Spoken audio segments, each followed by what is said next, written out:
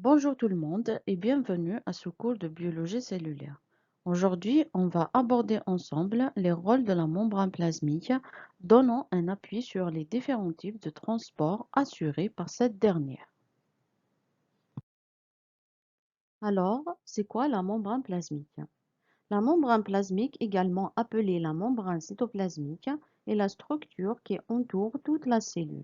C'est une structure fluide et dynamique séparant le milieu extracellulaire du milieu intracellulaire ou bien cytoplasme.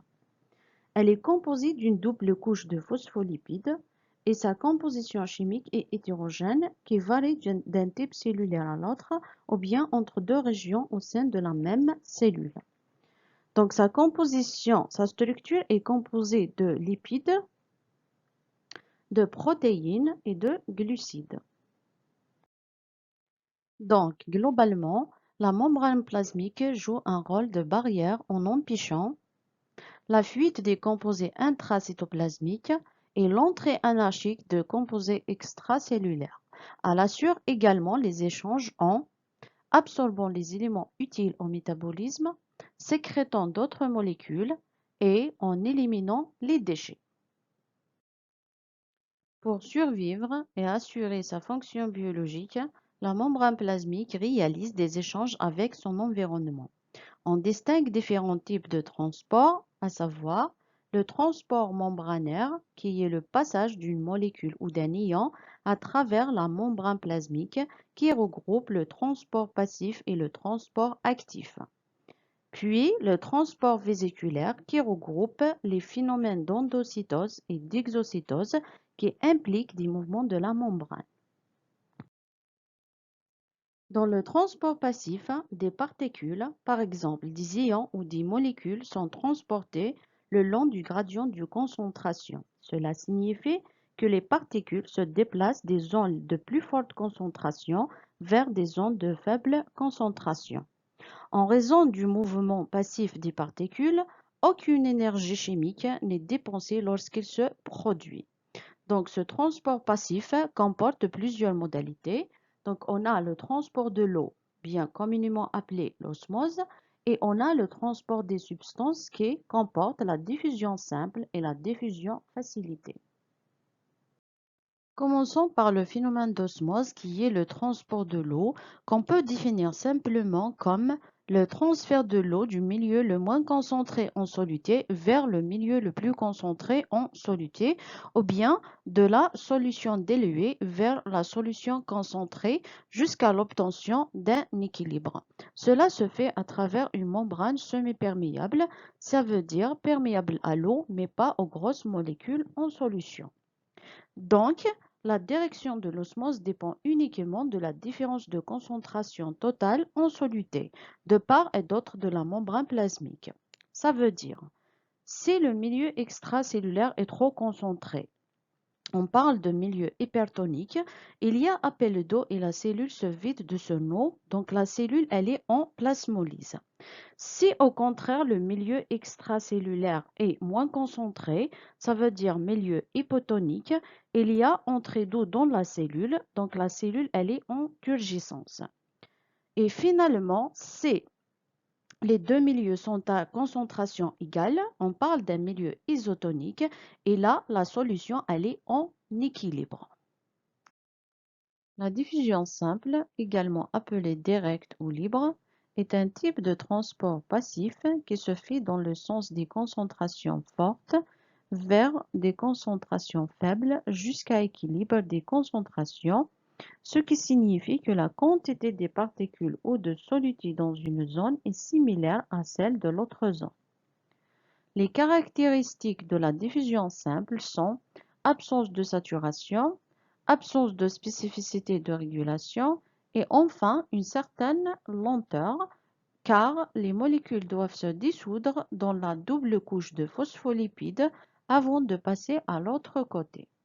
Pour les conditions de la diffusion simple, donc les molécules, elles doivent être de faible masse moléculaire, l'absence de polarité, donc les molécules doivent être hydrophobes ou bien apolaires, telles que les gaz et les stéroïdes. Et enfin, la dernière condition, c'est le gradient de concentration où le déplacement de la molécule repose sur la différence de concentration de part et d'autre de la membrane. Il existe en biologie un transport des diffusions facilitées, comme la diffusion simple, la différence de concentration et le moteur de transport, où les particules se déplacent du milieu le plus concentré vers le milieu le moins concentré sans dépense d'énergie cellulaire. Cependant, les molécules ne traversent pas directement la membrane plasmique car elles doivent utiliser des protéines transmembranaires de transport spécifiques qui facilitent la vitesse du passage. Il existe deux types de protéines.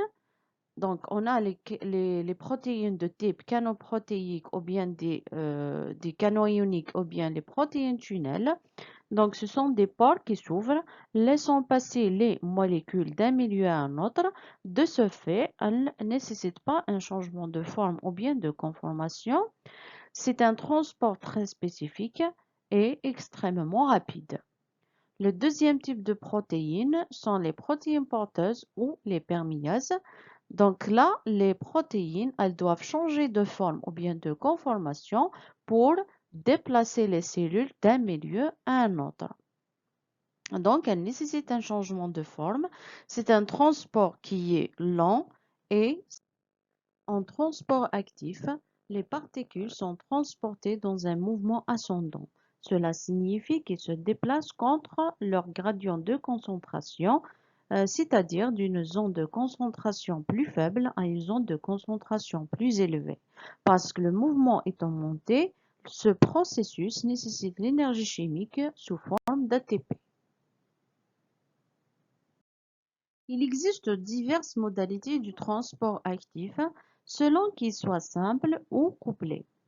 On parle de transport simple ou unipore lorsqu'une seule molécule passe à la fois à travers le transporteur. On parle d'un transport couplé sympore lorsque différentes molécules passent à la fois à travers le transporteur dans le même sens. Et on parle d'un transport couplé antépore lorsque plusieurs molécules passent à la fois à travers le transporteur dans des sens opposés.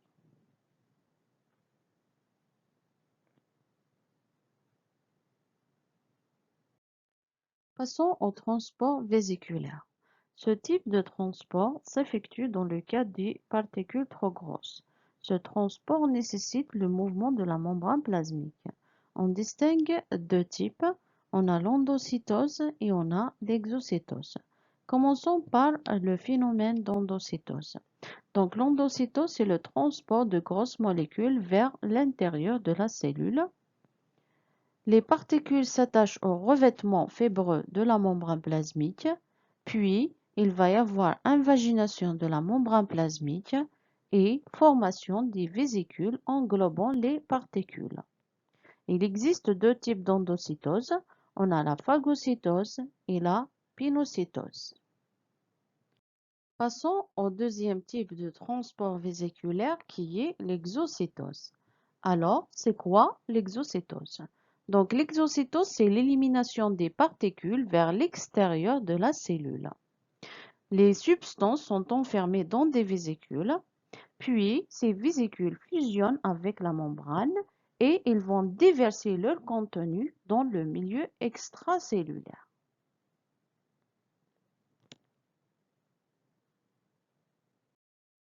Avant de terminer cette présentation, je vous fais rappel de mon adresse mail pour vos éventuelles remarques et questions. Donc, beaucoup reste à expliquer concernant les rôles de la membrane plasmique dans une prochaine vidéo. Merci de votre attention et prenez bien soin de vous. À la prochaine.